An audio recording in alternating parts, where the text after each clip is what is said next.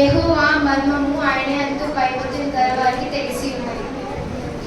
రెండవ రోజు పాఠం పేరు నమ్మకమైన స్నేహితులు. కంటత వాక్యం సామెతలు 17:17.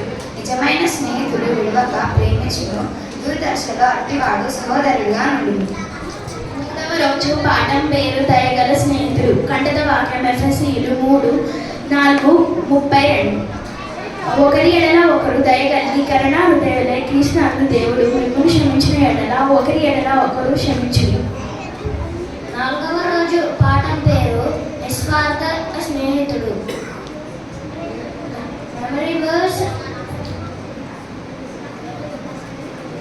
do nothing from rivalry or gossip, but in humility consider others more than yourself. ఐదవ రోజు పాఠం పేరు ప్రార్థించే స్నేహితుడు. కంటత వాక్య కొలొస్సీ 3:15.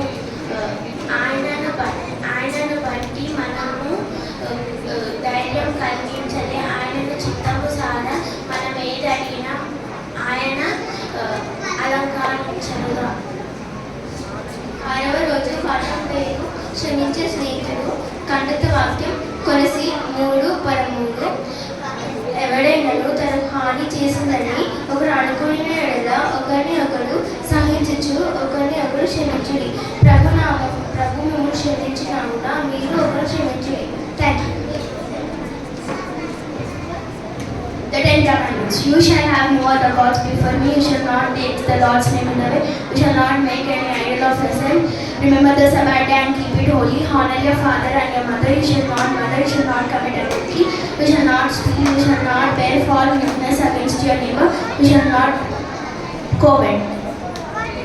10 తెగులు. నీరు రక్తంగా మారడం, కళ్ళు, పేలు, ఈగలు, పశువుల వ్యాధి, పుండు, వడగళ్ళ వాన,